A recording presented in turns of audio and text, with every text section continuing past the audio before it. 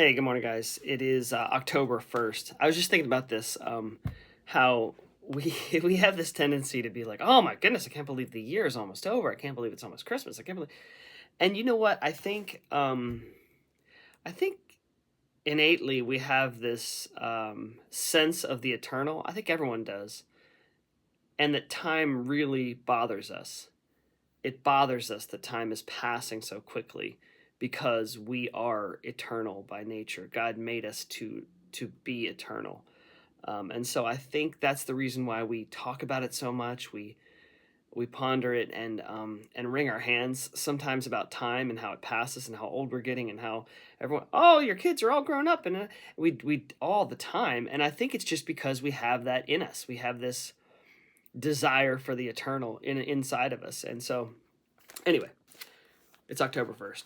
Chambers is in Mark 9, verse 2. It's the Mount of Transfiguration. This is a really, really cryptic kind of piece of scripture where Jesus takes Peter, James, and John up into the mountain. He is transformed into this brilliant, dazzling white. It says his garments were pure white, and he was bright. And so he changes, and then Moses and Elijah show up, and Peter, James, and John, they don't know what to say. They're so confused and scared, and they're like, "Hey, let's build three tents and or tabernacles." And it's just a really weird passage.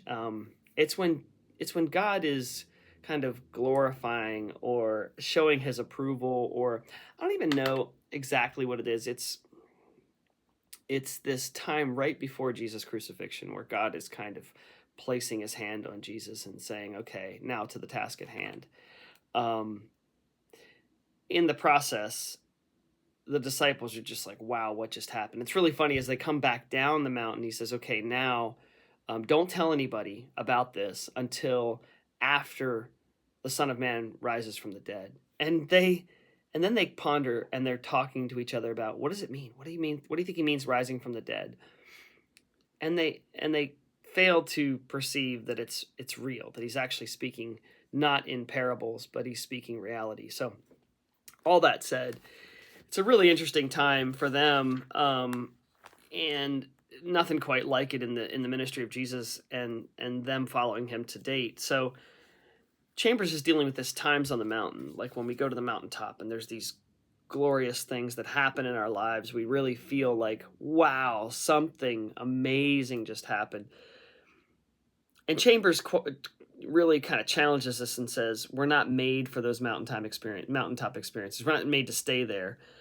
We are made, and I'll just let him in his own words here. The test of our spiritual life is the power to descend off of the mountaintop. If we have power to rise only, something is wrong. If we are only just looking for the mountaintop experience, we are lacking something really, really important in our spiritual life. And that is, you think about how much time Jesus spent on the mountaintop, and he didn't.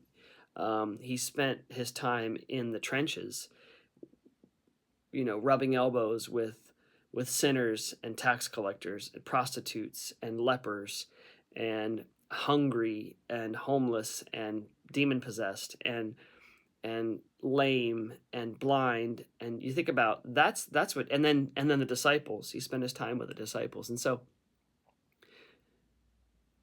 if we are constantly looking for the mountaintop experience, something's wrong. We are not built, as Chambers says here, we're not built for the mountains and the dawns and aesthetic affinities. These are for moments of inspiration. That is all, inspiration. We're built for the valley, for the ordinary stuff we're in, and that is where we have to prove our mettle. That's where God calls us. God calls us to be in the valleys.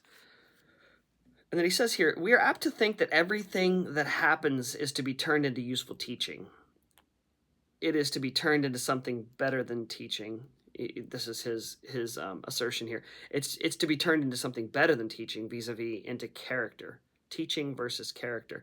The Mount is not meant to teach us anything. It's meant to make us something. And so I was thinking about this and I thought the difference between teaching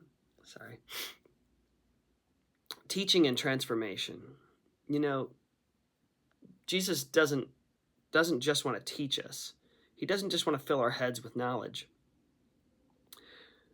The purpose and plan for God in our lives is to be transformed, for us to be transformed. And it's even funny, this is called the Mount of Transfiguration. Jesus was transfigured on the mountain, but the disciples were transformed. Like there was things that,